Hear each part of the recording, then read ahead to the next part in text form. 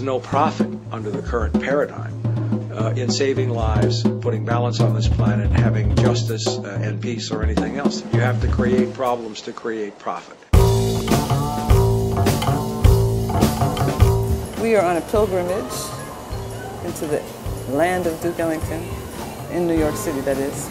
About to go up to Riverside Drive, 333 Riverside, where Duke Ellington lived. We celebrated Duke Ellington this year, last year, next year, and I'm celebrating the Money Jungle recording that he did and that I reimagined or reinterpreted. And mine is called Money Jungle, Provocative in Blue, and basically took the music of the original recording and updated some versions and changed some things around to make it a Terri Lyne Carrington record. Ellington was great for so many reasons. The way he carried his big band himself, and for people to see all of these mostly African-American musicians come on stage dressed in their tuxes and the way he spoke and the way he presented his music, which was jazz, it was dance music, had classical influences too in some of his pieces. He really was an American treasure, and he did it in a way that everybody could embrace it. And he paved the way for black musicians to be accepted in mainstream America and brought a respect level to jazz that was unprecedented.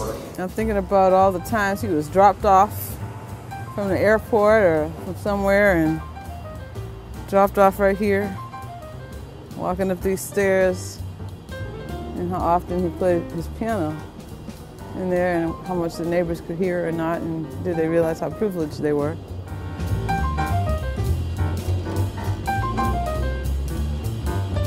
Pretty cool. We're sitting here at the Ellington at 106th in Amsterdam, talking about Duke Ellington and the Money Jungle Provocative in Blue project. Some people know the name Duke Ellington and don't really know the music. Young people, young musicians, I've found through teaching. And I hope that this record may shed a little bit of light to people that not necessarily would have checked out some of his other recordings. I hope it brings them back to some of that. Duke said jazz means freedom of expression, and I couldn't say it better. That's probably the terminology I've been looking for all of my life.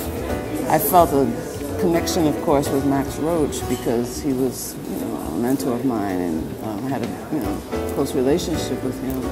When I heard this combination of musicians and this project, I just felt like I wanted to play some of the songs live. And that turned into me rearranging some of it, and then that turned into me wanting to make the record. And I didn't know it was the 50th anniversary of the original release until after I started working on it. So I guess it all came together in the right timing. Timing's everything. I've been real blessed and fortunate, depending on what you believe, to have had the career I've had thus far, and to feel like I'm just beginning in some ways, to feel like I'm launching into my own solo career more than I have in the past. I guess in the jazz instrumental category, it's still been a bit of a boys' club, but that's changing. So I do feel like I've always been on the forefront of a change in regard to women in jazz. I think, the historical fact, if I were to win, is a great thing, but I don't think about that. I just make the music I want to make and hope that people dig it. And what comes because of the music and because of my artistry. So if that happens, I'll be very happy and proud of that fact, but it's not, what drives me.